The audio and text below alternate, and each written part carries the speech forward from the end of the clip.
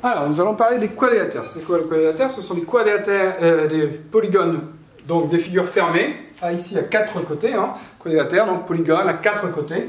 1, 2, 3, 4 côtés, donc les côtés AB, BC, CD, DA. 4 côtés, il y a aussi 4 sommets, A, B, C et D.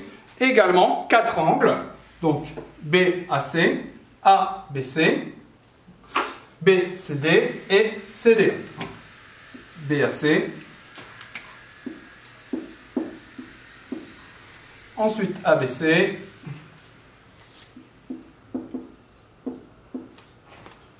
BCD.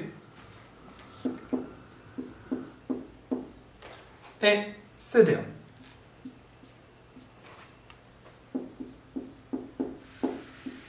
Angle de sommet A, de sommet B, de sommet C, de sommet D. Donc un quadrilatère possède donc 4 sommets, 4 côtés, donc 4 segments et 4 angles. Et en plus, puisqu'on n'avait pas les triangles, il y a ce qu'on appelle les diagonales. Dans chaque quadrilatère, il y a 2 diagonales. Les diagonales, ce sont des segments qui relient, qui ont pour extrémité les sommets opposés d'un quadrilatère. Alors, sommet opposé, hein, quand on est à l'opposé, familièrement, on dirait on a un autre bout. Le sommet opposé à A, c'est le sommet C. Le sommet opposé à B, c'est le sommet D. Donc ici, j'ai une diagonale et là, j'ai une autre diagonale. Ce sont les 2 diagonales du quadrilatère. Donc ce ne sont pas des côtés, mais ce sont également des segments. Donc là, j'ai la diagonale BD.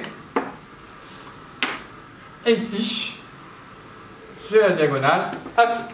Le point d'intersection de ces 2 diagonales, ce point-ci, ce qu'on appelle le centre du quadrilatère. Le centre d'un quadrilatère, c'est le point d'intersection des diagonales.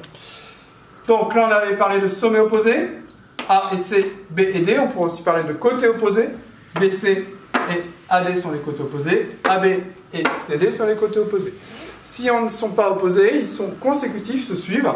AB et BC sont des côtés consécutifs. BC et CD sont des côtés consécutifs. CD et DA aussi. AB et AD aussi. On peut aussi parler de sommets consécutifs. B et C sont les sommets consécutifs. A et D sont les sommets consécutifs, par exemple.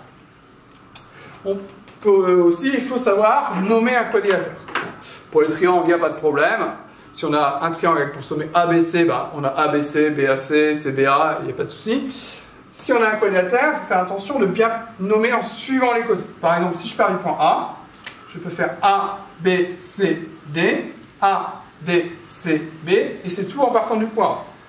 Donc, je vais avoir A, B, C, D, A, D, C, B.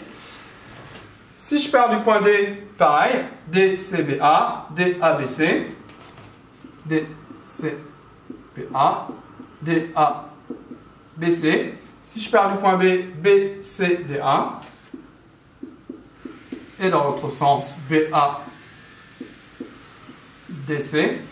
Et enfin, si je pars du point C, C, B, A, D, C, D, A, B. Et ce sont les seules possibilités. Dans chaque quadrilatère, j'ai 8 noms possibles. Là, j'en ai 6. Je note les derniers. Donc, on dit CB, AD, CB, AD. Je suis le côté CD, AB. Voilà. Côté, sommet, angle, diagonale.